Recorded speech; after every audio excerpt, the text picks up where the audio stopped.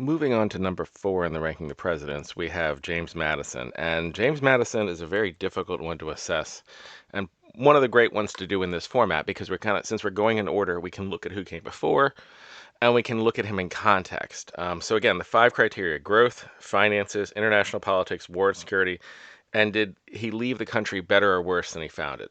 So Madison, the elephant in the room is the War of 1812. It's very hard to say you're a good president when your capital got burned to the ground. That seems to be kind of like asking Lincoln's wife, but otherwise, how was the play? So I think you have to have that front and center.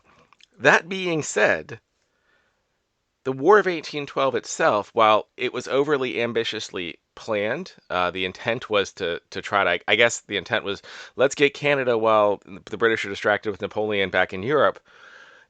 It went horribly, but in the end, it came out to almost a neutral outcome.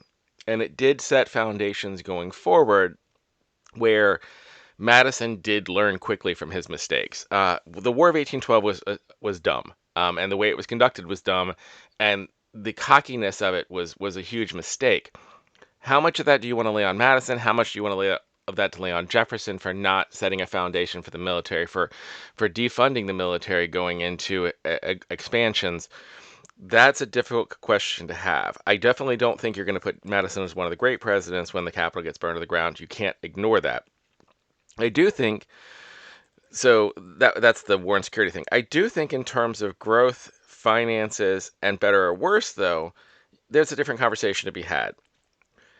In terms of growth, there was expansion into Florida. The Again, the attempt to take Canada was there, but it also kind of solidified that the Louisiana Purchase was for real.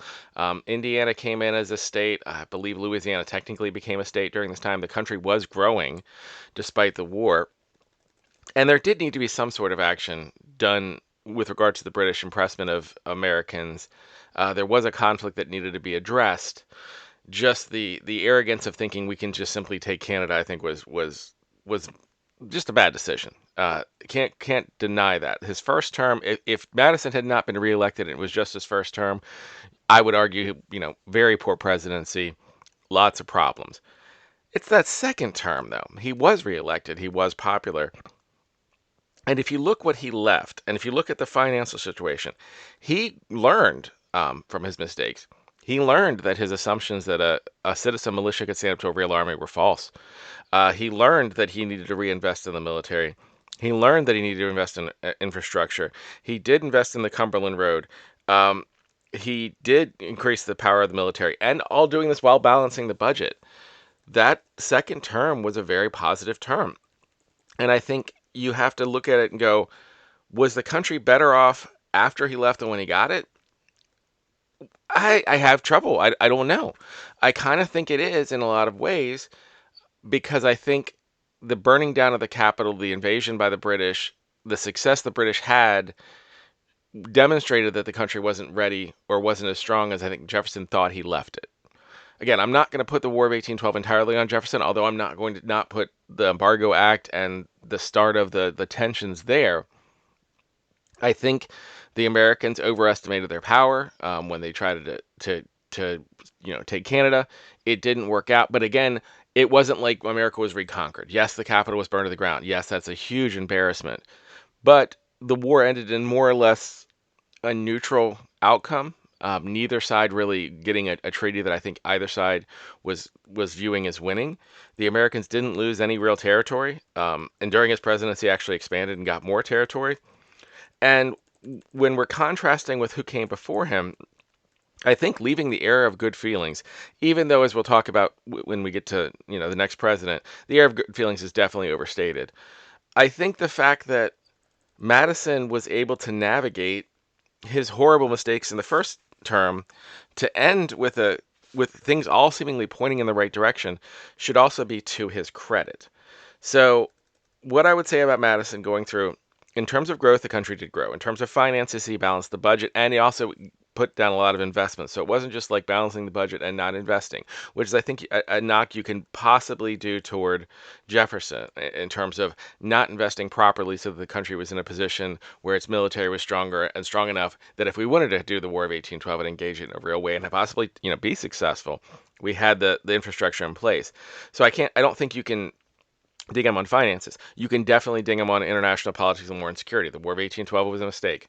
Um, again, the Capitol was burned to the ground. British troops marched through into the Washington D.C. and burned the Capitol to the ground. You cannot give positive marks to anyone for war and politics and security when the Capitol is burned to the ground. But the most important marker for me is the better or worse scale.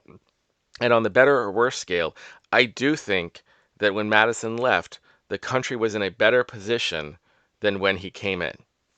So, that all being said, again, this is a ranking. So looking at who came before him, I definitely don't think he's any obviously he's not better than Washington. I don't think he's better than Jefferson, even though again, I think some of the War of 1812 falls on Jefferson's lap. It's not like he did anything like the Louisiana Purchase, anything on that scale that you can go, wow, that's fundamentally, you know, centrally, foundationally changing to what America is today and to the country. So he's going to be behind Jefferson. The question is, do I put him above Adams or not? And this I had a lot of trouble with. I think that I'm going to put Madison. I think I'm going to put Madison above Adams, and here's why. When Adams left, he was a one-term president who had completely destroyed his party. For all intents and purposes, John Adams' party ceased to be relevant after his presidency because of how unpopular he was, how poorly he managed the politics of everything. And even if you want to give him credit for the midnight, for the Marshall Court, which I do think is a huge thing he should be credited for, he did not leave the country in a better position than he found it from Washington. And he also basically left his party completely in disarray. Madison did the exact opposite politically. Politically, when Madison left, there was only one party for all intents and purposes. Madison was incredibly popular, and he left incredibly popular. Should he have been as popular as he had? I wasn't there. It's hard for me to say. But it does feel like, and it does look like from reading the historical accounts and looking at the election results and just looking at the way that became a one-party system, it looked like the people who were there at the time thought everything was going in the right direction. Even if it started off horribly with a bad mistake, it seemed to be going in the correct direction. And I compare that to, let's say, a modern president like George W. Bush, who had a September 11th episode, who had a horrible tragedy that occurred early in a presidency, and then also had a horrible presidency following that ended in a governmental collapse, that ended in invasions of two countries and that kind of thing. If you have something bad happen, possibly, and again, September 11th is a different discussion because I'm not going to say that George Bush is involved in September 11th, but there was a failure. I would say and this is where it gets complicated. You can't really have a bigger failure than the Capitol being burned to the ground, can you? I mean, I guess the country being conquered and the War of 1812 didn't end in conquest, but the Capitol was burned to the ground. So this might be controversial, but I am going to put Madison in the current ranking of third above Adams because I do think Madison left the country better than he found it.